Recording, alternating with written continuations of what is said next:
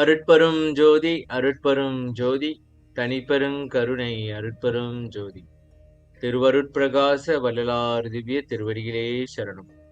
ராமலிங்க அபயம் ராமலிங்க அபயம் ராமலிங்க அபயம். அனைவருக்கும் வணக்கம். நாம் இணைந்திருப்பது திருவருட்பா மற்றும் உரைநடை பகுதி ஆய்வு. இந்த தொடர்களில் அருட்பா பாடல்களையும் உரைநடை பகுதியும் மற்றும் வரலாறு சம்பந்தப்பட்ட புத்தகங்களையும் ஆய்வு செய்து அதில் உள்ள உண்மையை தெரிந்து கொண்டு வருகின்றோம்.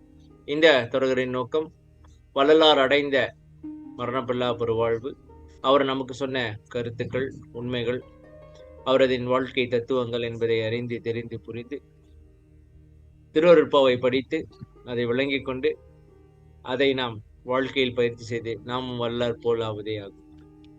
இந்த விஷயங்களை நம்மோடு பகிர்ந்து கொண்டு வருகின்றார் மூப்பா ஐயா. ஐயா வணக்கம். ஜோதி அருட்பெரும் ஜோதி தனிப்பெருங்கருணை அருட்பெரும் ஜோதி திருவர் பிரகாச வளரா ராமலிங்கவையும் ராமனையும் ராமலையும். ஐயா வணக்கம். ஐயா சாமி வணக்கம். சாமி வணக்கம். சாமி வணக்கம். சரி சாமி, போன வாரம் நம்ம வள்ளலார் வாழ்கிறார், அதாவது கருங்குழிக்கு அவர் எப்படி போனாரு, அங்க வசிச்சிருக்கும் பொழுது அவருக்கு அந்த யார் அவரு முத்தாரம்மாள் வெங்கட ரெட்டியார் அவரோட மனைவி உதவியெல்லாம் செஞ்சுக்கிட்டு இருந்தாங்க. சரி, இன்னைக்கு என்ன கதை? இன்னைக்கு வேதநாயகம் பிள்ளை நீதி நூலுக்கு சாற்று கவி அளித்தது. இது என்னது? சும்மா சொல்லுங்க. ஒண்ணும் இல்ல, முடிச்சு வேதநாயகம் பிள்ளை வச்சிருந்தாரு. அப்புறம் இதை எழுதிக்கிறீங்க? இல்லைங்க, சொல்லுங்க. அவர் முன்சி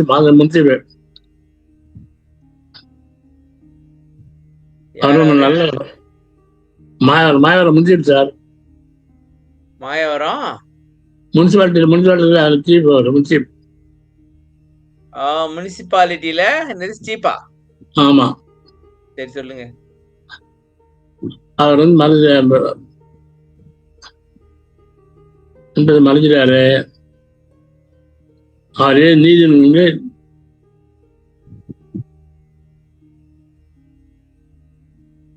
சாட்டி விட்டார். என்ன சாமி விட்டு விட்டு வருது? நீங்களா விட்டு விட்டு பேசுறீங்களா இல்ல அதான் விட்டு வருதா?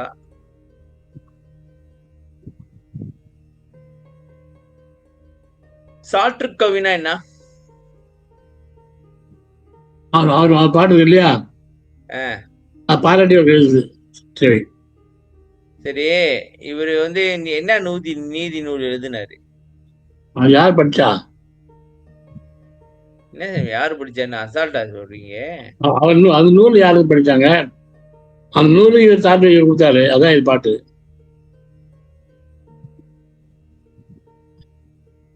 வளங்கொள் குலத்தூர் அமர்ந்த வேதநாயகன் அருளால் வயங்க முன்னால் உளங்கொள் மனு உரைத்தனன் ஒரு நீதி நூல் அந்நூற்பின் உரு நூலாக நான்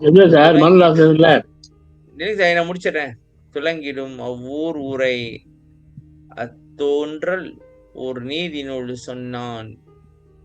இந்நாள் விளங்கும் இந்நூல் முன்னர் மற்ற நூல் எல்லாம் கிழிப்படத்தின் வெண்ணூல் என்று. அதாவது வேதநாயகன் இல்லையா, அவர்ல அருளால மனுநீதி பாட்டுகள் ஐயா எழுதியிருக்காருல்ல, அந்த நீதி நூல் இவர் எழுதினாரு. அந்த நூல் உரை எழுதினாரு. அந்த நூல் எப்படி பண்ணுவோம்னா, இப்ப எல்லா நூல்ல இப்ப இருக்குல்ல, அந்த நூலாம் கிழிச்சு போட்ட நூலாம் இதா இருக்கணுமா? அந்த நூலாம் கிழிச்சு போட்டு இதை பாத்துக்கலாம், இதான் லேட்டஸ்ட் அப்படின்றாங்க. இதுதான் நல்ல நூலாம்.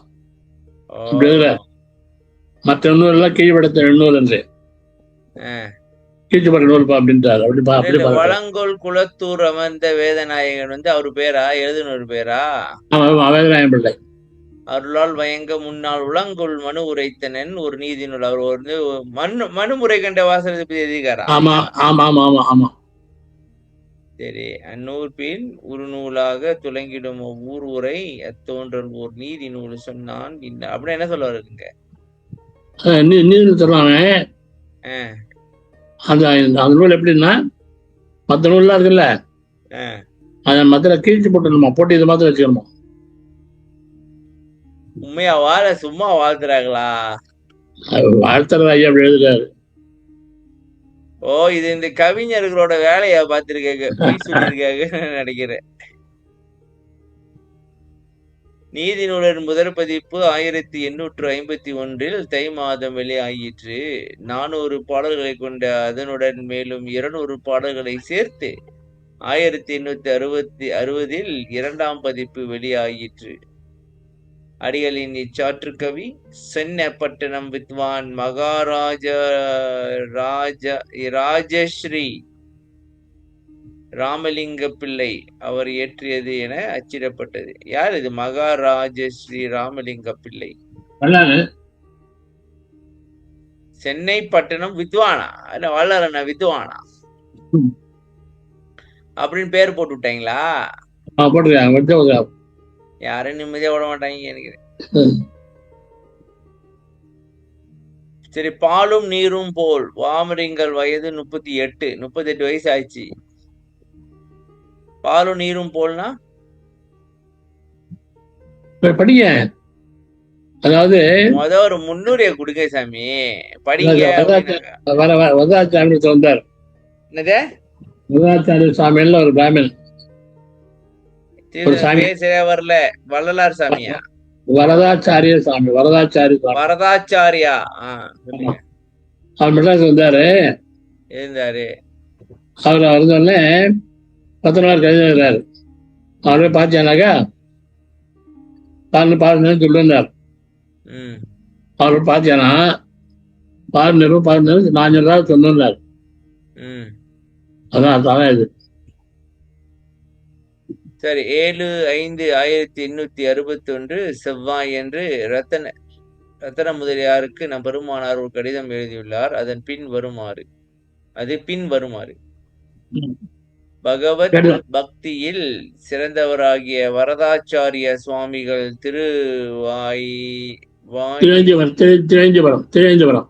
திருவயந்திபுரத்திற்கு வந்ததாக கேள்விப்பட்டேன். அந்த சுவாமிகளை சென்னப்பட்டணத்தில் தாம் கண்டால் ஒன்று சொல்ல வேண்டும். அது என்னவெனில், பாலும் நீரும் போல பார்ப்பன சிநேகம் என்று நான் தெரிவித்ததாக தெரிவிக்கிறேன். பார்ப்பனவா? இது நம்மளுக்கு பிடிச்ச விஷயம். சரி, என்ன சொல்ல வராங்க இதுல? பாலும் நீரும் போல பார்ப்பன சிநேகம் என்ற வாசகத்தை பலர் பல விதமாக பொருள் கூறுகிறார்கள். இதனை சற்று ஆய்வு செய்வோம். வாங்க செய்வோம். ரத்ன முதலியாருக்கு கடிதம் எழுதி, அதாவது இப்ப என்னன்னாக்கா, அந்த ஆளு பாத்தீங்கன்னா இந்த மாதிரி சொல்லுங்கப்பா, பாலும் நீரும் போல பார்ப்பன சிநேகன் இருக்காங்க, ஏதோ ஒண்ணு பொடி வச்சு பேசியிருக்கிறாங்க. அது என்ன அதுன்னு பாத்துருவோம்.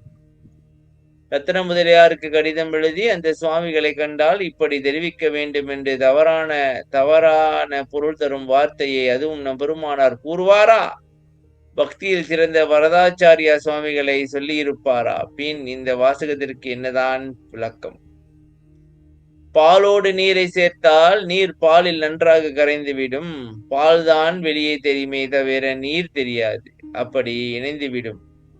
பாலை காய்ச்சினால் முதலில் நீர் ஆவியாகி மேலேறும். உடனே அதனை பிடிக்கும் ஆவலில் பாலும் பொங்கி எழும். பிடிக்கும், அதை பிடிக்க, இந்த நீரை பிடிக்கிறதுக்கா?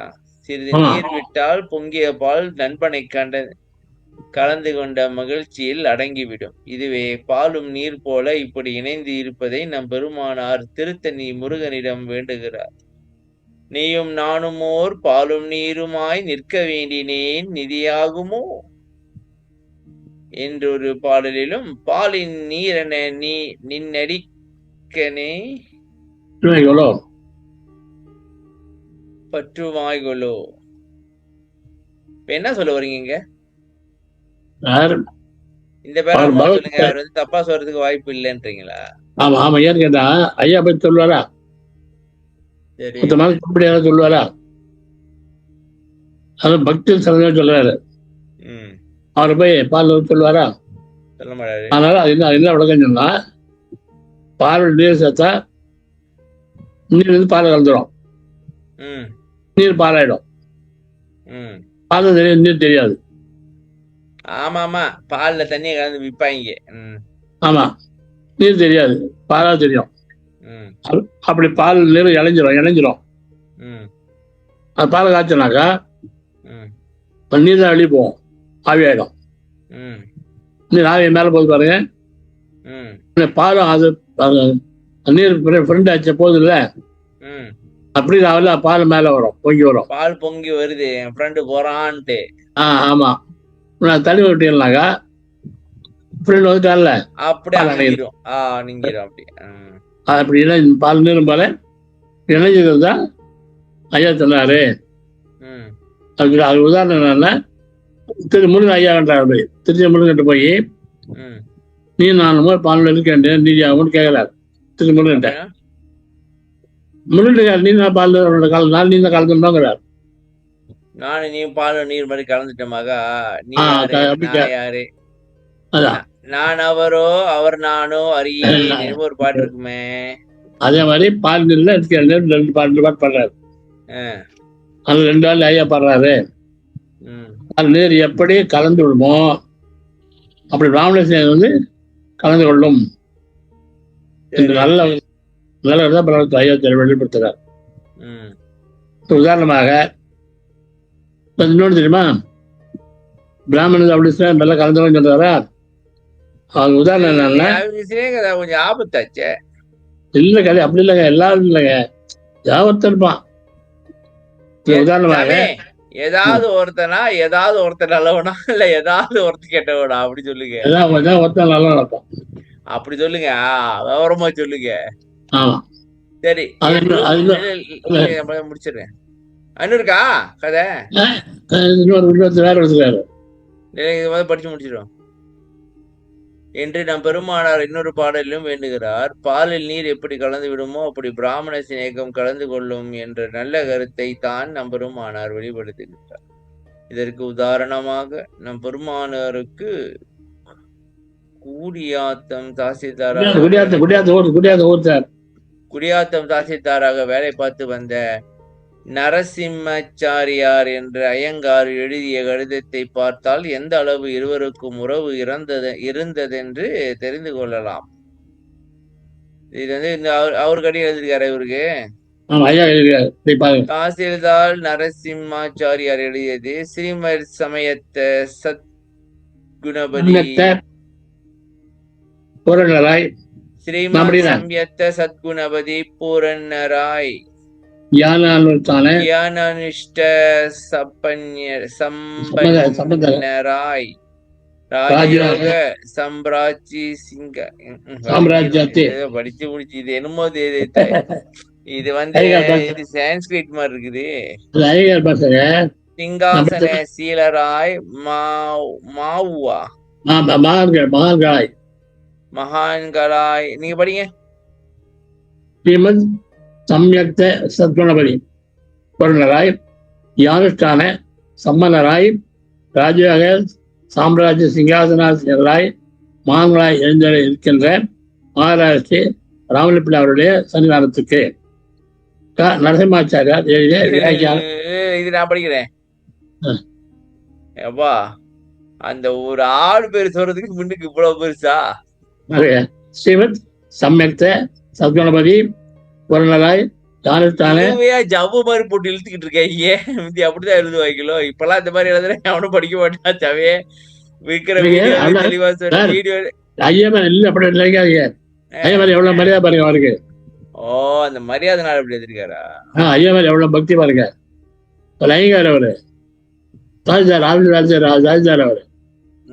அப்புறம் பாருங்க நரசிம்மாச்சாரியார் எழுதிய அவர் ஐயா போட்டாரு. அவர் ஒண்ணு போட்டு அவருக்கு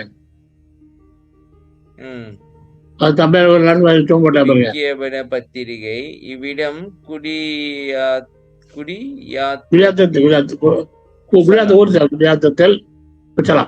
குசலம்னா அர்த்தம். தங்களுடைய ஆத்துமானுபவானந்தாதி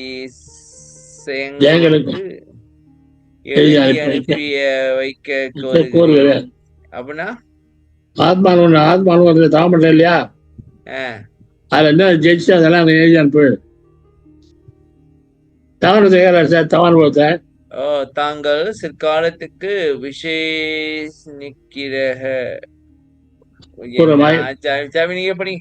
என்ன படிச்சுக்க ஒண்ணு மண்டை கட்டெல்லாம் குழம்புது எனக்கு.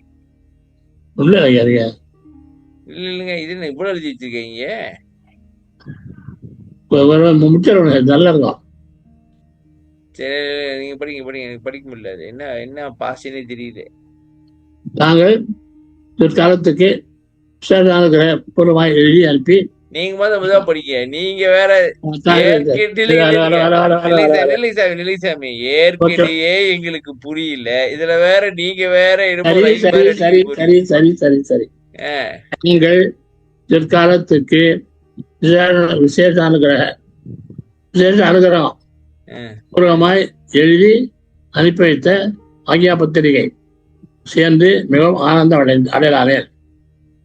தன்னுடைய ஆகியா பிரகாரம், ஆகியான கட்டளை உத்தரவு, ஜரிய வெள்ளை தலை உருமாலை, தெரியுதா? புரியல. ஜரிய வெள்ளப்பட்ட வெள்ளை ஜரியப்பட்ட தலைமுறை பாலை, அது தலை உருமாலை பியாங்கி துவாரா, அது வந்து தொழில்படுறது. அனுப்பி வைக்கிறார். அவர் அனுப்பிக்கிறார். யாரு? ஐயா அனுப்பிக்கிறாரு. ஐயா கேட்டுக்காரு. அவரை ஐயா போடுறதுக்கா? ஐயா கேட்டுக்காரு. அவர்கிட்ட ஐயாட்ட ஐயர் அனுப்பிக்கிறாரு. வெள்ளத்தாலை தலைவர் மாலை பாங்கி துவாராயத்தோடு அனுப்பிக்கிறேன். சேர்ந்த சங்கதி தெரியப்படுத்த போகிறார். சேர்ந்த சங்கதி தெரியப்படுத்து. இந்த உருமானுடைய தேவையானுக்கு சேர்க்க எழுதியிருக்காரு. ஐயா இருக்காரு. அனுப்பி நான் வேண்டிய காதல குத்தரம் எழுதியிருக்காரு. அது மறந்துங்க. தன்னுடைய ஆகியா பிரகாரம் நடப்பி வைக்க வேண்டியது என் வேலையை தவிர, அதாவது உன்னுடைய உத்தரவுப்படி நான் நடக்கணுமே தவிர இந்த கிரை வாங்குறது என் வேலை இல்லை. கிரை ஐயா தரேன்னு சொன்னார். வெளியே வேலை தரணும்ல, காசு தரேன்னாருல, அதெல்லாம் வாங்குறது என் வேலை இல்லைன்றாரு. ஓகே, வேலை மகான்கள் விஷயத்துல கரணத்திலேயே பூர்வமாய் கரணபூர்வமா நடப்பி வைத்த கைங்கரியங்களை குறித்து தகுந்த விசேஷம் சுவாமியை கொடுத்து கொண்டிருக்கிற டீச்சர். அதாவது மாணவர்களுக்காக என்ன செஞ்சாலும் மகான்களுக்கு மன சுத்தியா என்ன செஞ்சாலும் அது கைங்கரியம் பெறுது. கைங்கரியம் செய்யறா இல்லையா? அது குறித்து தொண்டை இதை வாங்கி கொடுத்தாருல, அதுக்கெல்லாம் வந்து விசேஷம் சாமியே ஆண்டே கொடுப்பான்.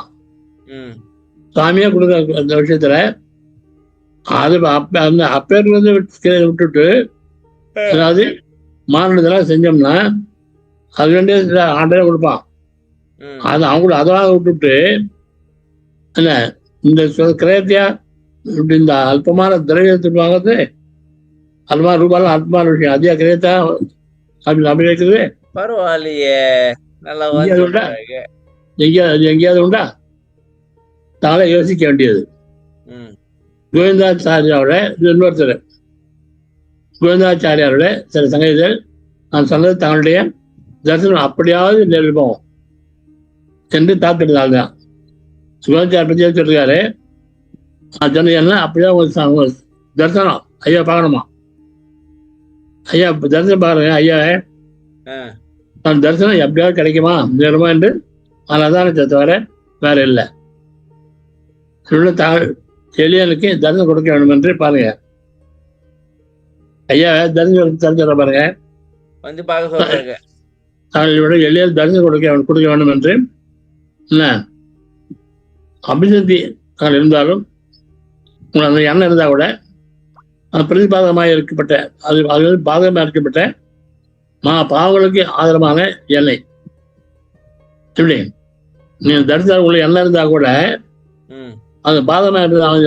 பாவி நான் என்னை போய் நாங்கள் ரொம்ப சோத்திரம் பண்றது, அது குறித்து நான் ரொம்ப அஞ்சுறேன், பயப்படுறேன். மஸ்தானோட முஸ்லீம் யாரு?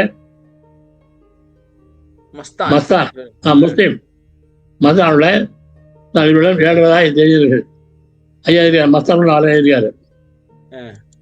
அப்படி ஏறுறது தங்கத்துக்கு பரிமளம் என்னது எழுது வர்றது மஸ்தான் வர இருக்காரு, ஐயா இருக்காரு. அப்படி ஏறுறதுன்னா அப்படி வர்றது தங்கத்துக்கு பரிமளா போல சந்தோஷங்களாகுது. தில்லை கோவிந்தராஜ சுவாமியுடைய சன்னிதிக்கு, தில்லை சிதம்பரம் கோவிந்தசாமி சன்னிதிக்கு வருஷ வருஷம் ஓட்டு சேர்க்க தான் நினைத்தால் ஒரு அபிப்பிராயம் இருக்க மாட்டாது. சரியா? தில்லை சிதம்பரத்துல நல்லா இருக்கா இல்லையா?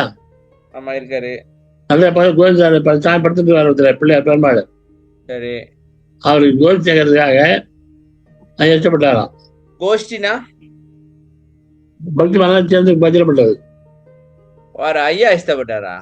ஆமா. சரி. அப்ப அது ஒரு அப்படியே இருக்காது. இஷ்டம் சம்பூர்ணமா, அதாவது நினைச்சு நடக்கல. இது சம்பூர்ண அப்பாவை கொடுத்து வியாக்கியம் காண வைத்தார்கள். நாளோ பொழுதுக்கிறாங்களா என்று கீதா சீதாபராட்டி வாசம் போல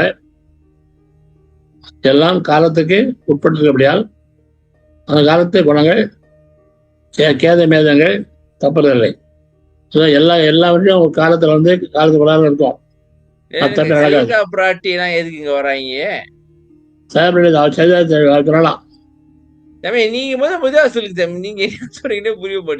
இல்லப்பா, ஹனுமார் போய் அனுமாரி சீரிக்கிட்ட போனாங்க.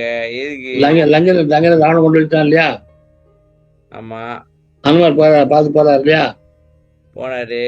போய் சீதை போய் அங்க இருந்தா கடல் தாண்டி தான் வந்திருக்கேன். நீ தோல்ல உட்காந்து நான் அவனை கொண்டு ராமட்டு விட்டுறேன் அப்படிங்கிறார். யாரு? சீதையை சொல்றாங்க. சீதையா ஹனுமார் சொல்றாரு, அவனை கொண்டு விட்டுறேன் வந்து. அது சொல்றா, என் பொருட்கள் வந்து எனக்கு கூட்டம் பண்ண தவிர நீ வந்து கூட்டு மேல வரமாட்டேங்கிறான். என் பொருட்கள் வந்து எனக்கு கூட்டு போட்டோம். சரி, உங்களோட நான் வருவேன் அப்படிங்கிறான். ஏன் இவன் குறைந்தா இவங்களோட வருவாளாவா? என்ன சாமி வந்து கூப்பிடாம போக வேண்டியதானே? அது எப்படி பேசுறீங்க? கற்பு கரசிகள். ஓ, கற்பு கரசிகள் யாரு கூப்பிட்டாலும் போயிட மாட்டாங்க. ஓகே. அந்த காலத்து குணங்கள் பாருங்க. பிள்ளை தெரியுமா, இன்னைக்கு கோயிச்சா பார்த்து நடக்கல. வாசல் பாரம் இதெல்லாம் காலத்துக்கு உட்பட்டு. அந்த காலத்துல குணங்கள் அப்படிதான் நடக்கும். மோதங்கள் தப்புறது கிடையாது, வேற பாலில் நடக்காது. அதுக்கு சிந்திச்சு பிரயோஜனம் இல்லை என்று சபையாக்கிய தங்களை ஞாபகப்படுத்துகிறேன். மகாராஷ்டிரி மஸ்தான் அவனுக்கு கோவிந்தாச்சாரியார் வளர்ந்து ஒரு கடிதமும் அதுக்கு முன் தபால் மூலமாய் ஒரு கடிதமும் எழுதியிருக்கிறேன். அவருக்கு எவ்வளவு நாள் ஆகியும் ஜவாப் வரவில்லை, பதில் அல்ல. ஜவாப் பத்தியா? ஆமா, அதுவும் என்னுடைய தோஷமாக நினைக்கிறேன். சதா திருச்சா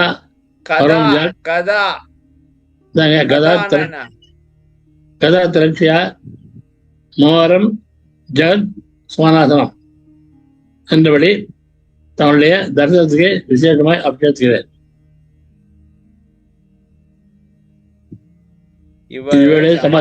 முடிச்சு விட்டாங்க நரசிம்மாச்சாரியா. ஐயங்கார் என்ன பத்தி புக்தி பாருங்க. ஐயா மேல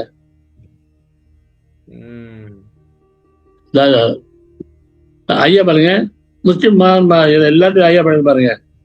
இவர் ஐயங்காரு முஸ்லிம், மஸ்தான் முஸ்லிம் பாருங்க. மஸ்தான் வர ஐயா பாருங்க.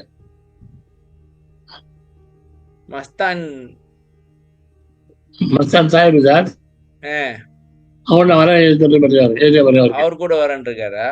ஆமா. அந்த மஸ்தான் கொலை கொலைகளை விடுத்தவரோ ஐயா வருவாரா? ஐயா வருவாரா? ஆமா ஆமா. சொல்றேன்னா இல்லைங்க, ஐயாவுக்கு வந்து அவ்வளவு ஐயங்கார் ஃப்ரெண்ட்ஸ் எல்லாரும் இருக்கா பாருங்க. சென்னை வரதாச்சாரி சாமி. ஒன்னியமா படைச்சிருக்காங்க. ரொம்ப அந்நியமா பாருங்க. ஐயா ஜரீத்வாரை கேட்டுருக்காரு, நான் பணம் தரேன்னு சொல்லிருக்காரு. அது வரதாச்சாரி நரசிம்மாச்சாரி எழுதி பாருங்க, மான்கள் செய்யற தொண்டுக்கு கடவுளே தருவான். அதை விட்டுட்டு இந்த கேவலம் பணத்தையா வாங்குவானே. கேவலம் பணத்தையா வாங்குவானே அவங்க பேசுறதுக்கு வாய்ப்பே இல்லையே. இல்ல சில பேர் நல்லவங்க, சில பேர் நல்லவங்க பாருங்க.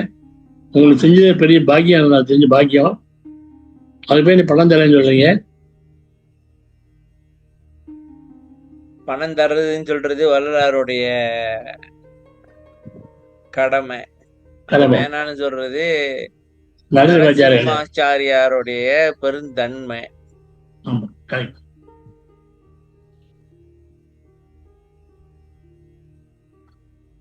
இது என்னது, என்னது இது ஷேம்மா? இல்ல அந்த லெட்டர் எப்படி ஒண்ணு எழுதிருக்காருங்க. கேமம் இவை இந்த கடிதம் சிதம்பரத்துல ஸ்ரீமான் தெல்லகோந்தராய சுவாமி தர்மகத்தராகிய கொமாண்டோ கிருஷ்ணமாச்சாரியர் அவர்கள் மேல் விலாசம் பார்த்து கொண்டு பிள்ளையார்கள் ராமன் பிள்ளையார்கள் தனி குறுக்க தந்தது. இந்த கருத்தை எழுதி சிதம்பரம் கோவிந்தராஜ சுவாமி இருக்கார் இல்லையா, படுத்துக்கிறாரு. தர்மத்திர காமண்டோ கிருஷ்ணமாச்சாரியார் அவர்கள் கருத்தை பார்த்துட்டு அதை கொண்டு போய் ஐயாட்ட விடணும். பிள்ளைகள் காலச்சாப்பில் தனக்குழு தந்தது புண்ணியத்திலிருந்து.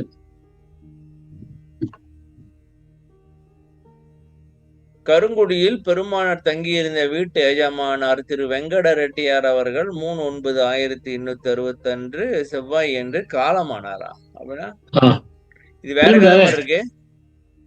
ஐயா தங்கியிருந்தால விட இல்ல அது தெரியுதே, இப்ப வேற கதைக்கு போயிட்டீங்க போல இருக்கு. கூட முடிஞ்சு போச்சு.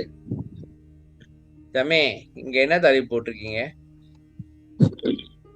பால் நீரும் போல் தானே. பால் நீரும் போல் இல்ல, இங்க இந்த இவர் இறந்து போன விஷயம் ஏன் வருதுன்னு கேக்குறேன். முடிஞ்சு வச்சாங்க. அதான் இதுக்கு புது தலைப்பு போடலங்கிற, இங்க தலைப்பு போட்டுக்கணும் வேற ஏதாச்சும் தலைப்பு இல்ல கேக்குறேன். அப்படியா இல்ல இதுக்கும் அந்த பிராமணர்களுக்கு சம்பந்தம் இருக்கா?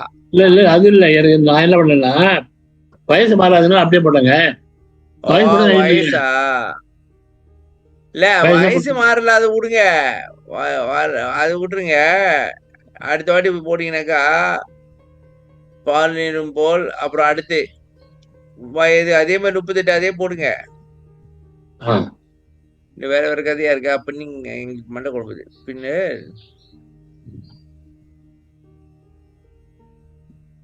இந்த கருங்குடியில் பெருமானார் தங்கியிருந்த வீட்டு எஜமானார் திரு வெங்கட ரெட்டியார் அவர்கள் 3/9/1861 செவ்வாயன்று காலமானார்.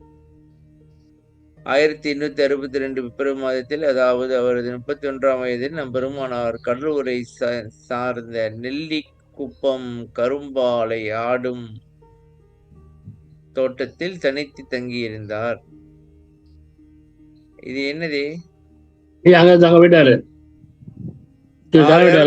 இறந்தோடனே அவர் அங்க இருக்குல்ல? இல்ல, ஏனால் அங்க போயிட்டாரு? அதான் இருந்து சொன்னாரு, அவரே போயிட்டாரு. அவர் எப்படி இருப்பாரு? அதான் கூட்டு வந்தாரு அவரை. அவரே இல்ல, அப்புறம் அங்க நம்ம என்ன பண்றதுன்றாரு. அதுக்கப்புறம் மரியாதை இருக்காதுன்னு அவருக்கே தெரிஞ்சு. 1862 பிப்ரவரி மாதத்தில், அதாவது அவரது 39ஆம் வயதில் நம்பெருமானார் கடலூரை சார்ந்த நெல்லியக்குப்பம் கரும்பாலை ஆடும் தோட்டத்தில் தனித்து தங்கியிருந்தார். அவர் இருந்த இடத்தை விசாரித்து அறிந்து ஒரு அம்மாள் அவரிடம் போய் தன் வறுமையை முறையிட்டார்கள். நான் பெருமானாரும் இந்த கடிதம் கொண்டு வரும் அம்மாளுக்கு தங்கள் கடன் வாங்குற இடத்தில் 2 வராகன் கடன் வாங்கி கொடுக்க வேண்டும் என்று ரத்தன முதலியாருக்கு ஒரு கடிதம் வரைந்து அந்த அம்மாளிடமே கொடுத்து அனுப்பினார். கடன் வாங்கி கொடுக்கணுமா? அவர் ஏழை தானே, ராஜா தானே. அவர் ஏழை ராஜா தானே. அவரு ரத்தனம் இல்லாரு. யாரு ரத்தனம் இல்லாரு. அவரு ஏழையா? ஆமா, என்ன சாமி முதலியாருன்றாங்க, அப்புறம் ஏழைன்றீங்க. முதலியார் ஜாய் தானே முதலியாரு. அந்த காலத்துல முதலியார் எல்லாம் பணக்காரன் இல்லையா? அப்படிலாம் கிடையாது. அப்போ அவரே ஏழைதான்னு சொல்லுங்க. ஆமா, இல்ல எனக்கு அது கேள்வி இல்ல. இப்ப வள்ளலார் வந்து கடன் வாங்க சொல்றாரு, அதான் யோசிக்கிறேன். கடன் நட்டு அவர்தான் வச்சுருக்காரு. இவ்வளவு கேட்டார். அவர்தான் வச்சுருக்காரு. நீ வாங்கி கொடுதான் சொன்னாரு. ரத்தனமார் கவிதை நீ வாங்கி கொடுதான் சொன்னாரு. நீ வாங்கி கொடுன்னு சொன்னாரு. சரி, அது விடுங்க. கடன் வாங்க சொன்னாரா இல்லையா? ஆமாமா. இப்ப கடன் வாங்குறது தப்பு இல்லைன்றீங்களா? கடன் தப்பு எப்படி வழி நம்ம இல்லை கேளுங்க, ஹெல்ப் பண்ணணும். காசு கிடையாது. இவருட்டி காசு கிடையாது பாருங்க. ஆமா, இப்ப இதுல இருந்து தெரிஞ்சுக்க வேண்டியதான். இப்ப வள்ளலார் வந்து எப்படி பண்ணாங்க, என்ன பண்ணாங்க, காசு கையில வச்சிருக்கல. அரியாடு காசு கிடையாது. ஆனா இப்ப பாருங்க சாமி, எல்லாத்தையும் வச்சிருக்கீங்க. ஐயா இப்ப அநியாயம் வருது. காசா வச்சுக்கலாம் இப்போ. இல்ல சாமி, நான் வள்ளலார சொல்லிக்கிட்டு இருக்கிறேன். இப்ப எல்லாத்தையும் வச்சிருக்காங்க அப்படின்ட்டு. சரி, ஆமா தானே? காசு வச்சு என்ன சாமி நீங்க? நானே அவர் எல்லாத்தையும் வச்சிருக்காருனாக்கா காசு அண்டம் பிண்டம் எல்லாமே அவர்கிட்ட தானே இருக்கு. ஆமா தானே? கண்ட்ரோல்ல இருக்குன்னு சொல்லுங்க. என்ன சாமி அவர் கண்ட்ரோல் இருக்குனாக்கா அவர்கிட்ட இல்லையா? என்னுடைய பெருஞ்செல்வம் அண்டங்க அப்பால்னாக்கா அப்புறம் உலகத்துல உள்ள காசு எல்லாம் அவரோட இல்லையா? இருக்கு. அடைச்சு இப்ப அவர்கிட்ட இல்லைன்றீங்க.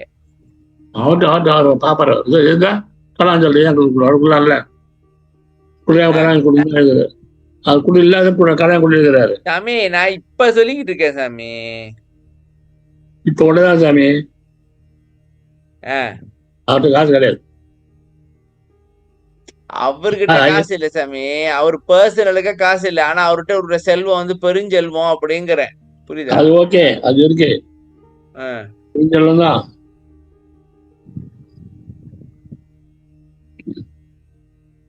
இன்னொன்னு தெரியுமா?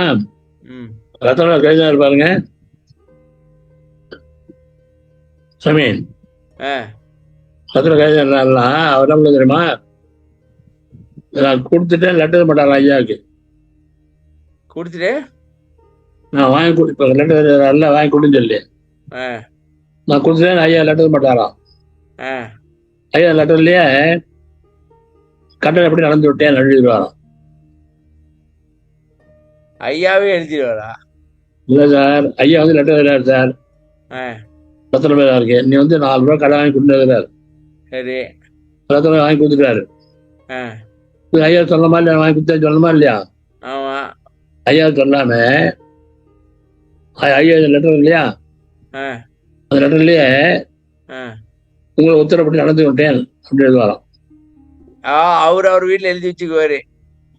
அவர் லெட்டர் ஐயா லெட்டருக்கு அவருக்கு வச்சுக்காருல்ல, அந்த லெட்டர்ல உத்தரப்படி நடந்து விட்டேன்னு எழுதி கைது போட்டு அப்படியே வச்சுக்குவாராம். அதான் லெட்டர் ஐயா தெரியுமா? அது சரி, லெட்டர் போட அவசியம் இல்லை. முடிச்சிட்டேன் வேலையா அப்படின்ட்டு.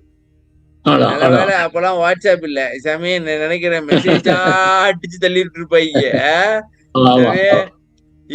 அந்த காலத்துல இதுதான் வாட்ஸ்அப் மாதிரி போல இருக்கு. லெட்டர் போட்டுறது வர்றது. ஆனா இது வந்து 1 வாரம் எடுக்கும் டைம் வந்து லெட்டர் வந்து சேர்றது. இல்லைங்க சாமி, நான் ஒரு கதை சொல்ல வரேன். இப்ப உள்ள டெக்னாலஜிக்கு பாத்தீங்கன்னாக்கா வேற லெவல்ல கம்யூனிகேட் பண்ணிருப்பாங்க. ரத்தின முதலியாரும் எம்பெருமானாரின் கட்டளைப்படி அந்த அம்மாளுக்கு பணம் கொடுத்தார். கொடுத்த பிறகு அந்த செய்தியை கட்டளை இட்டபடி உடனே கொடுத்தாயிற்று எனும் பொருள்படும் பின் வரும் ஆங்கில குறிப்பை அந்த கடிதத்திலே எழுதிவிட்டார். Paid immediately what is ordered. அவ்வளவுதான். அப்படியே letter எழுதிட்டாரு. நாம் பெருமானாருக்கு ஒரு தபால் எழுதி தெரிவிக்கவில்லை.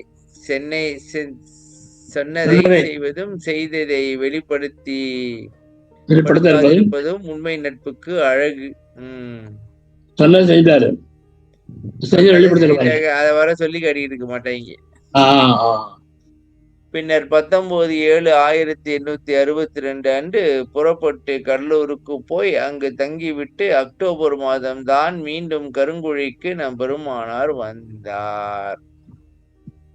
கருங்குழியில் நம் பெருமானார் தங்கியிருந்த வீட்டு எஜமானார் திரு ராமகிருஷ்ண ரெட்டியார் என்பவர் சுமார் 5 மாதங்கள் உஷ்ணபேதியால் மிகவும் சிறப்பட்டு 1924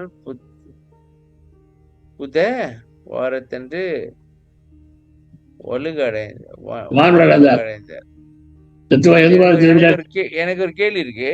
வல்ல அர்த்தம் வைத்தியம் தெரியுமா? இது சரி பண்ணிக்கலாமே. இப்ப வர எல்லாத்தையும் கண்டுபிடிச்சிடுறீங்க. என்ன கேட்க போறா இவ, இதுதான் கேப்பா அப்படின்ட்டு. ஏன்னா இல்லைங்க, ஏன்னாக்கா வீட்டுல தங்கி இருந்தாங்க.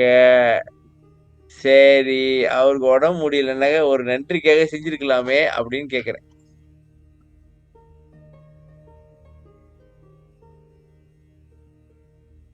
அவங்கெல்லாம் வந்து எல்லாம் ஒண்ணும் பண்ணாதவங்க சார். அவெல்லாம் ஒண்ணும் பண்ணல. அவங்க என்ன பண்றாங்க பண்ணல. ஆனா ஒரு இடத்த கொடுத்து வச்சிருந்தாரா இல்லையா? அதுக்கு செஞ்சிருக்கலாம். மரணம் இல்லாத அந்த செய்கை குணப்படுத்திக்கலாமே. நான் நினைக்கிறேன் அருள் சக்தியை மீறி எதுவும் செய்ய முடியாது போல இருக்கு. ஆமா, அதேதான். அருள் சக்தி சொல்லிடும் போல இருக்கு, பாரு இது வந்து என் வேலை, இது நான் செஞ்சுதான் ஆகணும். அதனால வந்து இல்லைங்க, உனக்கு வந்து தயவு இருக்கு, அது சரி புரியுது, இருந்தாலும் என் வேலையை நான் செஞ்சுதானே ஆகணும். அம்மாவை வந்து ஏத்து பேச முடியுமா? நான் அப்படிதான் நினைக்கிறேன். சரி வாங்க. 1864ஆம் ஆண்டு மே மாதம் ரத்தின முதலியாருக்கு ஆண் குழந்தை பிறந்தது.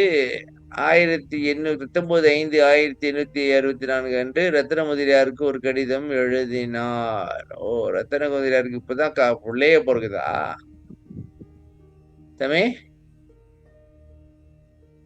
சமே வல்ல திருக்காப்படுறதுக்கு 10 வருஷத்துக்கு முன்னுக்கு தான் அவருக்கு பிள்ளைய போதிருக்கு. அப்ப அவருக்கு எத்தனை வயசு? 42 வயசு. 42 வயசு. தங்களுக்கு புத்திர பேரு உண்டாயிற்று கேள்விப்பட்டு அளவு கடந்த சந்தோஷத்தை அடைந்தேன். குழந்தையை நண்பாக பாராட்டி சகல விஷயத்திலும் சாக்கிரதையாய் இருக்க வேண்டும். சாக்கரையா இருங்க பாடிட்டு. ரத்தின முதலியார் தனக்கு பிள்ளை பேரு உண்டாயிற்றென்று பெருமானருக்கு தெரிவிக்கவில்லை.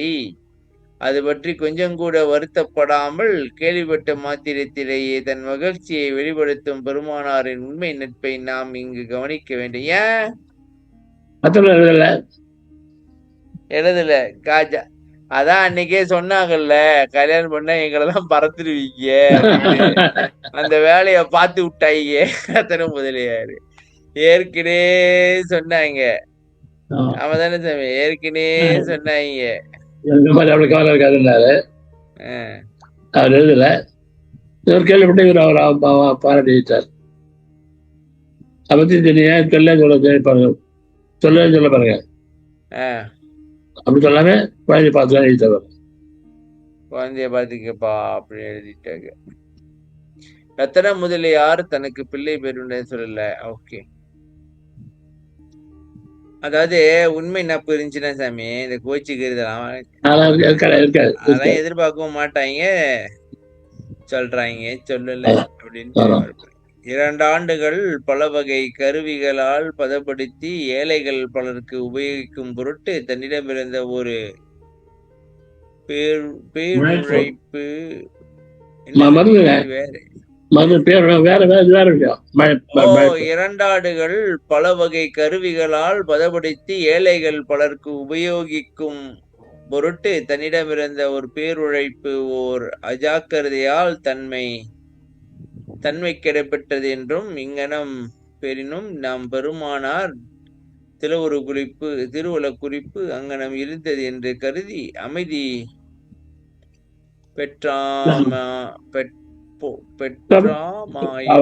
பிணிகளால் பிணிப்புண்ட ஏழைகளுக்கு கருதும் போதெல்லாம் ஒரு சிறிது உளம்புடை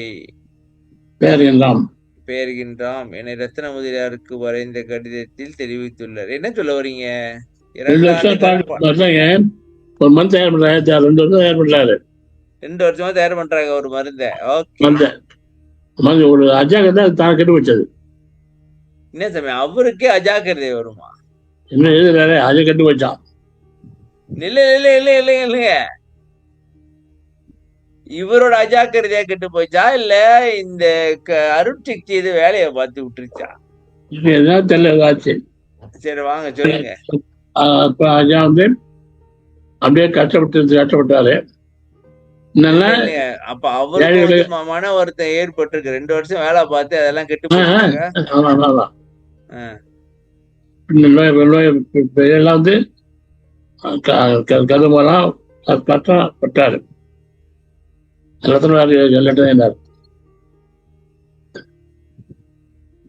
இல்லைங்க அங்க இது கருதி அமைதி பெற்றாம என்ன தெரியுமா ஆச்சு? இது நம்ம செயல் இல்ல, ஆண்டோட குறிப்பு. சரி பட்டான் அது ஆள் தண்ணி இல்ல, அது ஆள் செஞ்சு அது பண்ணி சொல்லி கருதி அமைதியாயிட்டாராம். இப்படி அமைதியானா கூட மேல கஷ்டப்படுறாங்கல்ல ஏழைகள்லாம், அவன் நினைக்கும் போது மனசெல்லாம் கஷ்டப்படுவான் அப்படிங்கிற கதை இருக்காரு. அப்ப இவர் ஒரு உழைப்ப போட்டுக்கிறாங்க. அந்த மருந்து மட்டும் இருந்துச்சுனாக்கா பல பேர் நல்லா இருக்கும். அதான் நான் முதல்ல சொன்னேன். அந்த ஆளு யாரு இந்த வீட்டுக்கு கொடுத்தார வீடு பேரு என்ன? ரெட்டியாருக்கு அந்த மருந்து தான் செஞ்சுட்டு பார்க்க கூட இருக்கு. அந்த மருந்து இது பண்றதுக்குள்ள அவருக்கு உடம்பு முடியாம போச்சு. எல்லாம் இறைவன் செயல் என்று கருதிய பெருமானர் உள்ளத்தை இங்கு காண்கிறோம். எல்லாம் அப்ப 2 வருஷம் வேலையை பார்த்துட்டு அப்படியே போச்சுனாக்கா அஜாக்கிரதைனால என்ன ஆகுது?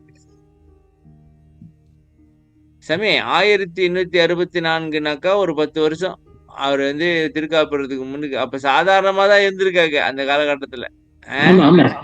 அவருக்கே அஜாக்கிரதை வருதுன்னா பாத்துங்க. அஜாக்கிரதை இருக்காது. அருள் சக்தி இல்ல, அருள் சக்தி அதெல்லாம் பண்ணிடுவோம். அருள் சக்தி பாத்தீங்க சாமி, அதான் பண்ணிடுவோம். கருணைன்ட்டு இந்த மருந்து செய்ய விடாம பண்ணி விட்டுருச்சே.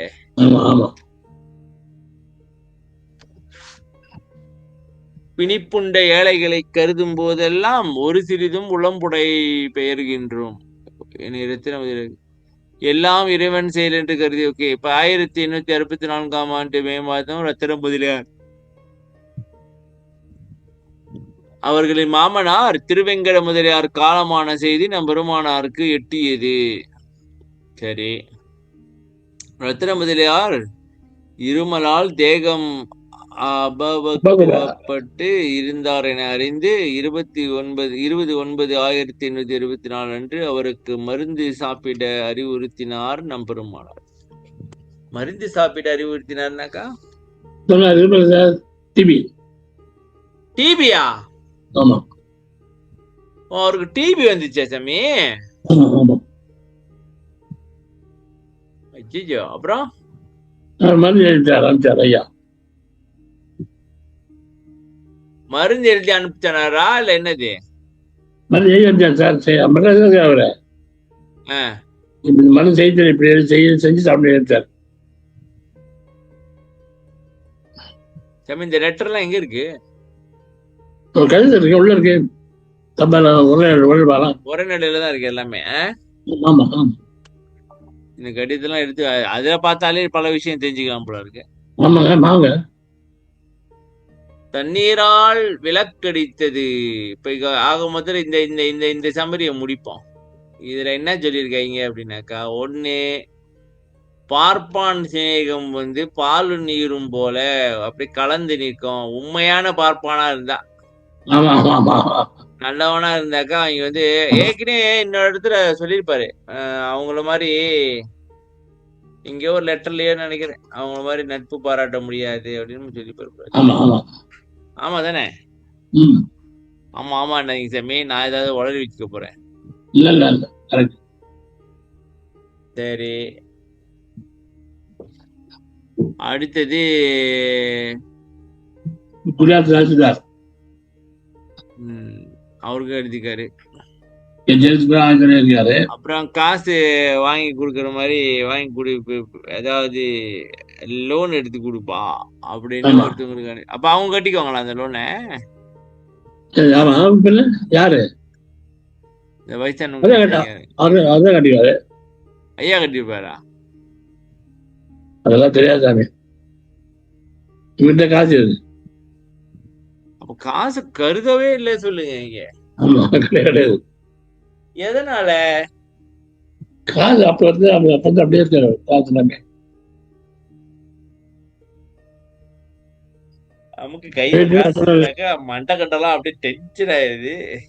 நமக்கு நமக்கு நமக்கு அவருக்கு கையில காசு இருந்தாதான் அந்த மாதிரி டென்ஷன் ஆகும் போல இருக்கு எனக்கு. கையில காசு இல்லைனாக்கா ஒரு மாதிரியா இருக்கும். ஒரு வேட்சி வேணும், கட்டி வேட்சி வேணும். வேட்சி கேட்டு வாங்க, கேட்டு வாங்கிடா பாருங்க. சரி சாமி, எனக்கு இன்னொரு கேள்வியும் வருது. இப்ப இந்த மாதிரி அவருக்கு நிறைய பேர் தொண்டு செஞ்சிருக்காங்கல்ல, அவங்க நிலைமை என்ன? நிலைமை நல்லா இருந்து தொழில் போயிட்டாங்க. என்னது தொழில் அவ்வளவுதான். அவ்வளவுதானா?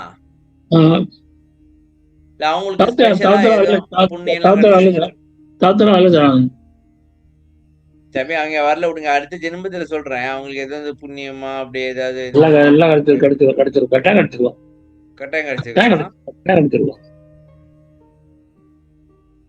ஒரு ரத்தின முதலியா உள்ள பிறந்திருக்கு, அதை பத்தி சொல்லல. அதை கருதாம வாழ்த்துக்கள்னு சொல்லி அனுப்பிவிட்டாங்க. இந்த மருந்து விஷயம் தான் சாமி. இப்ப நானும் டென்ஷன் ஆயிருப்பேன். 2 வருஷம் வேலை செஞ்சுட்டு ஆமா சாமி எல்லாம் போச்சுனுங்க. அப்ப பாருங்க அந்த இதெல்லாம் வந்து நம்மளுக்கு ஒரு பாடம். நம்ம பல முயற்சிகள். இப்ப இன்னைக்கு உதாரணத்துக்கு கஷ்டப்பட்டு இங்கேருந்து போயிட்டு பார்த்தாக்கா கேர்லெஸ்ஸா ஒரு இது மிஸ்டேக் பண்ணி விட்டான். ஜுவல்லரி அதை ஸ்பெல் பண்ணணும், அவனுக்கு தெரியும். அத வந்து தப்பா ஸ்பெல் பண்ணி தோத்துட்டான் சாமி. அப்புறம் என்ன, இங்கேருந்து போனது வேஸ்ட், டைம் வேஸ்ட், எல்லாம் வேஸ்ட். திரும்பி வா, நான் ஒன்னும் சொல்லல. அப்ப நான் சொன்னேன், இதுலேருந்து தெரிஞ்சுக்க, பாடம் கத்துக்க, அடுத்த வாட்டி ஒழுங்கா பண்ணுன்ட்டு. என்ன சொல்றது இருக்கு? சாப்பாடுலாம் வாங்கி கொடுத்து தெம்பாவான்ட்டு வீட்டுக்கு வந்துச்சு. என்ன பண்ண முடியும், குழந்தை பாவம்.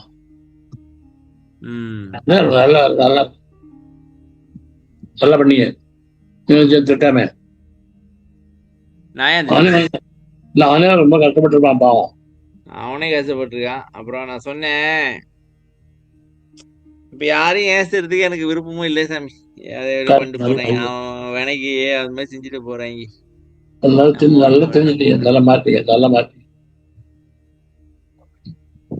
சரி வாங்க. தண்ணீரில் விளக்கரித்தது.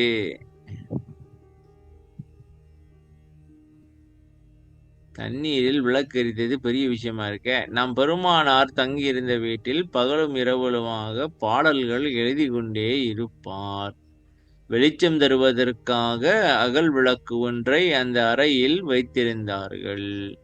அகலில் எண்ணெய் விட ஒரு மண் பாத்திரத்தில் எண்ணெயும் வைத்திருந்தார்கள். பாருங்க சாமி, நான் அந்த எண்ணத்துல அப்படி இருப்பேன். எனக்கு இருக்கிற சக்திக்கு சாமி, ஆ, இந்த சக்திக்கு அப்படி ஜாலியா இங்கேருந்து ஒரு இடம், ஒரு கடல் ஓரமோ இல்ல ஒரு அருவி ஓரமோ ஒரு கூடாரம் அமைக்கிற மாதிரி சிருஷ்டியில, அதாவது சாமி துரும்ப மழையாக்கலாமே, ஆ. அமைச்சிட்டு அங்க உக்காந்து ஜாலியா உட்காந்து பாட்டு எழுதி சரி. சூரியனையே கொண்டாந்து வெளிச்சமாக்கி, ம். நிலா வச்ச சூரியனை எரிஞ்சு போயிடுவோம், அது சரிப்பட்டு வராது. நிலா வெளிச்சத்தை கொஞ்சம் எடுத்து ஒரு டப்பால போட்டு மேல மாட்டி வச்சுட்டு எழுதிப்பேன். அப்படி எழுதினேன்னு வச்சுக்கல, அதோட பாட்டு வராது. உனக்கு ஜாலி கேக்குதா? ஜாலி அருள் சக்தியை வச்சு இந்த மாதிரி எல்லாம் பண்ணிக்குவியா? இதுல நம்மளுக்கு தெரிஞ்சுக்க வேண்டியதா, என்னதான் சக்தி இருந்தாலும் எந்த அளவுக்கு எளிமையா இருந்திருக்காங்க பாருங்க. ஆமா ஆமா பாரு. எண்ணெய் விடும் மண்பாத்திரம் புதிதாக ஒன்று வாங்கி அந்த வந்து பழக்கப்படுத்த தண்ணீர் விட்டு வைத்திருந்தார்கள். அந்த வீட்டு அம்மாள் முத்தியாலம்மாள் என்பவர் ஒரு நாள் அடுத்த ஊரில் நடைபெற இருக்கும் திருமணத்திற்கு செல்லும் அவசரத்தில் எண்ணெயுள்ள மண் பாத்திரத்தை விளக்கருகே எடுத்து வைக்க மறந்து போய்விட்டார்கள். இரவில் பாடல் எழுதி கொண்டிருந்த நம்பெருமானார் அகல் விளக்கில் எண்ணெய் தீர்ந்ததும் அருகில் பழக வைத்திருந்த புதிய மண் பாத்திரத்தில் இருந்த தண்ணீரை எடுத்து அகலில் விட்டார்கள். அந்த அகலும் பிரகாசமாக நன்றாகவே எரிந்து கொண்டிருந்தது. திருமணத்திற்கு சென்ற அந்த அம்மையாருக்கு தன் விளக்கெரிக்க எண்ணெய் வைக்காதது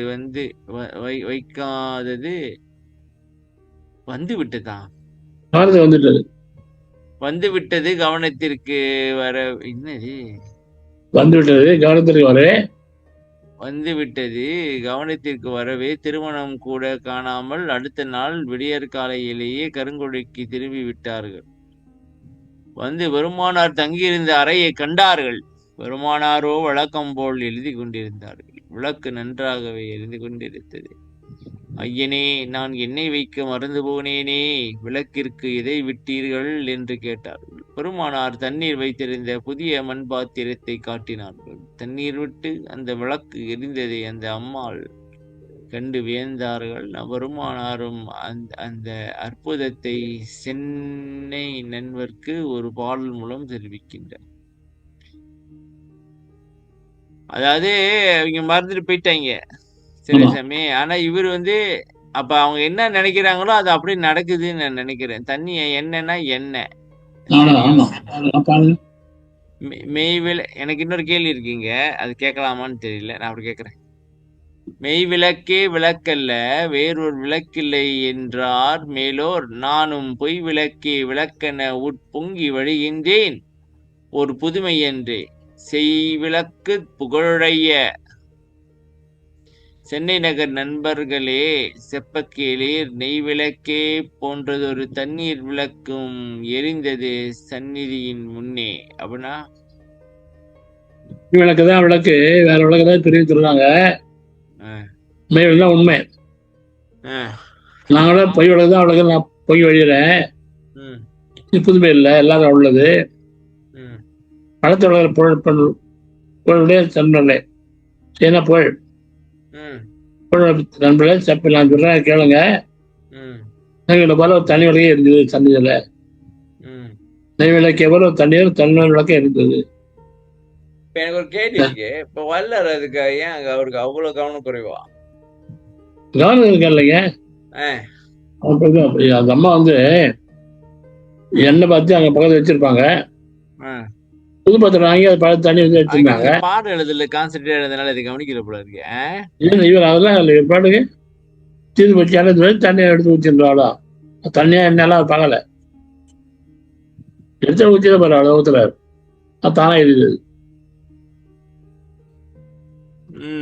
இது நம் பெருமானாரை தெரிவிக்கும் செய்தி. இந்த செய்தி ஊரெங்கும் பரவியது. மதுரை ஆதீனம் சிதம்பர சுவாமிகள் இதை உலகறிய தெரியப்படுத்தினார் ஒரு கவி மூலம். யாரு? இது வேற ஆளு. தண்ணீர் விளக்கரித்து தன்மை போல் மாந்தர்கள் தம் உன்னீர் சிவம் விளங்க ஓங்குவிக்கும் கண்மணியாம் நாங்கள் ராமலிங்கன் நல்லருட்பா மாமுறையை துங்கம் முறாமண மானா சொல்லு, மானான மானானே மானா சொல்லு. ஐயா அருப்பா குமரா போறோம் அப்படிங்கிறார். சரி வாங்க அந்த கவி சொல்லுங்க. என்ன? தண்ணீர் விளக்கறிந்த தன்மை போல் தண்ணி போல மாதருடைய உண்ணீர் ரத்தம் இல்லையா, அதுல சிவ விளங்குமா. சரி ஓகே. கண்மணியா ராமலிங்கர் அற்பா மாவுல அற்பாவை இந்த விளங்குனால அது அற்பா தொழில் கும்பிடு போறோம். சரி. ஓ அப்படி சொல்றாங்களா?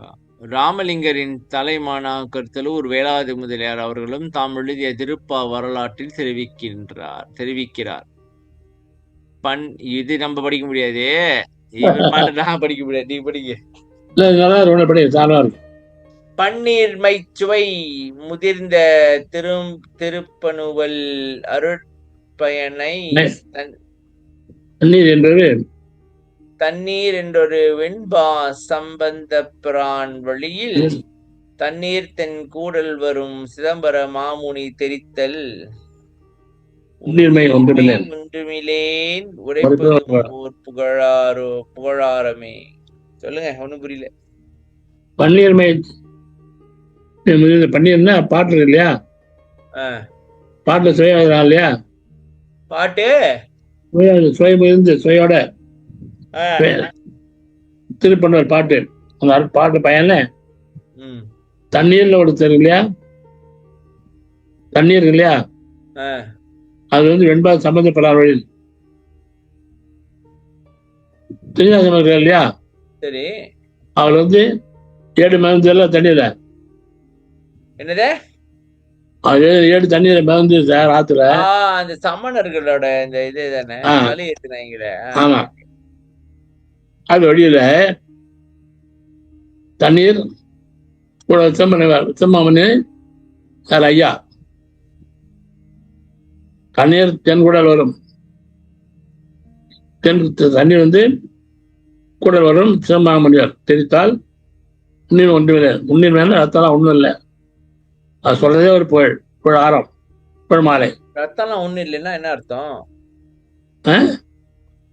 ரத்தம்லாம் ஒண்ணு இல்லைன்னா என்ன அர்த்தம்?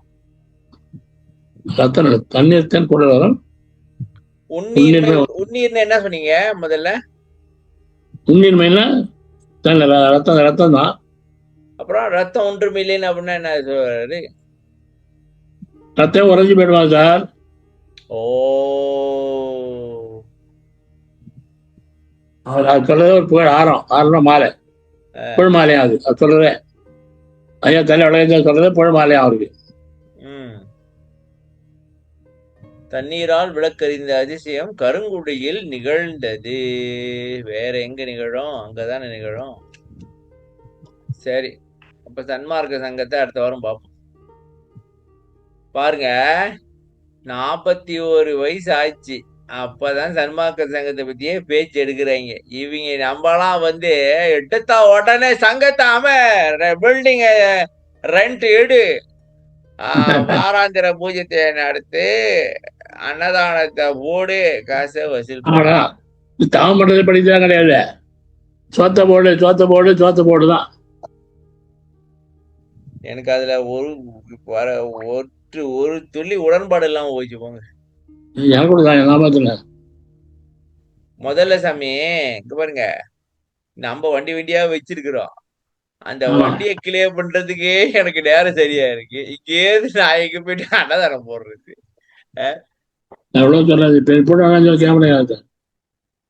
இல்ல உண்மையாவே அவங்க முடியலனாக்கா உதவிச்சிடலாம் சாமி. போடுறாங்க. சரி, ஏதோ நம்ம வேலையை பார்ப்போம். நான் சமைக்கணும். சாப்பாடு போடுறாங்களே. சொல்லுங்க முடிச்சிடும். சாப்பாடு 2 மூட்டை அடிச்சு வெட்டிப்பாங்க சார். வெடிச்சு ரோடு வச்சு போடுவாங்க. கார்ல போறான்ல, அவன் வாங்கி போவான் சார். கார்ல போறவங்க கூட கார்ல போற வாங்கிட்டு போறான் பாருங்க. அப்புறம் எங்க ஏரியா இருக்கு பாருங்க, அது தெருவில் எல்லாரும் வந்து பார்த்து வந்து வாங்கி போவாங்க. அது ரெண்டுக்கு அதாவது மத்தியானம் 2 வேளைக்கு சாப்பாடு வாங்கி போடுவாங்க இங்கேருந்து. ஆட்டு சமைக்கிறதே கிடையாது. அங்கதானே அதெல்லாம் அவ்வளோ சொல்லுவா கேட்க மாட்டேங்கிறாங்க. நான் இங்கே போடுங்கடா, எவ்வளோ ஆசிரமெல்லாம் இருக்கு, நல்லா ஆசிரமம் நிறைய இருக்கு, அங்கே கொண்டு கொடுங்க போடலாம்னா கேட்க மாட்டேங்கிறாங்க. இங்கே தான் போடணுமா, சங்கத்தாண்டு தெருவில் போடணுமா. எங்க உங்க உங்க சங்கமா? தலைவலி சங்கம். இப்ப வேலைக்கிழமை போட்டுருக்கீங்களா அன்னதானத்தை? எந்த வேலைக்காரன் இந்த வர வியாழக்கிழமை நிகழ்ச்சி இருக்கு, நீங்க என்ன சாமி அது என் சொந்த நிகழ்ச்சி சார், நான் நடத்துறது. அது சொந்த நிகழ்ச்சிக்கு அன்னதானம் போடாமையா நிகழ்ச்சி நடத்துவீங்க? என்ன சாமி? அதுதான் சங்கத்தை போடுற வழியில சங்கத்தை போடுறோம்ல, சங்கத்தை போடுறோமே. இல்ல இந்த நிகழ்ச்சியில சாப்பாடு கொடுக்க மாட்டீங்களா வரவங்களுக்கு? இந்தியா அது தனியா தனியா வேற. என்ன சாமி நீங்க என்ன சொல்றீங்கன்னு ஒண்ணும் புரிய மாட்டேங்குது. சாப்பாடுலாம் பிறகு என்ன சார் பேசுறீங்க? வர வர எதுவும் ஒண்ணும் புரிய மாட்டேங்குது. நான் அதுதான் கேட்டேன், இப்ப அன்னதானம் போடுவீங்களே அப்படின்னு கேட்டேன். சாப்பாடு இல்லாம இருக்குமா, என்ன சார் பேசுறீங்க? சாமி இப்ப நீங்க என்ன சொன்னீங்க? இல்ல தானே சொன்னீங்க. இப்ப ரோட்ல போறது இல்லைன்னு சொன்னேன். நீங்க ரோட்ல போட வேண்டாம், எனக்கு சொல்லுங்க என்ன என்ன அது என்ன ஐட்டம் அப்படின்னு அப்படி சொல்லுங்க. சரி வாங்க முடிச்சுக்கோ. ஓகே.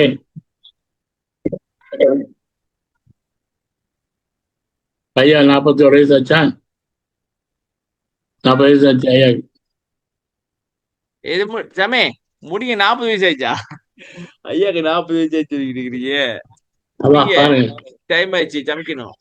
அருட்பெரும் ஜோதி அருட்பெரும் ஜோதி தனிப்பெருங்கருணை அருட்பெருஞ்சோதி திருவருட் பிரகாச வள்ளலாதி திருளேதனம் ராமலிங்காவையும் ராமலிங்கம். ஐயா நன்றி ஐயா, வணக்கம் ஐயா. நன்றி வணக்கம். நன்றி சாமி. வணக்கம் சாமி. இப்ப நாளைக்கு டைம் இப்ப 5:30 டைம் இருக்கே வரும். 5:30 இருக்கு, அதுக்குள்ள நான் சாப்பாடு போட்டுருந்தேன், நீங்க கொடுங்க அப்புறம் பேசுவோம். Okay okay, bye bye. Okay பாய்.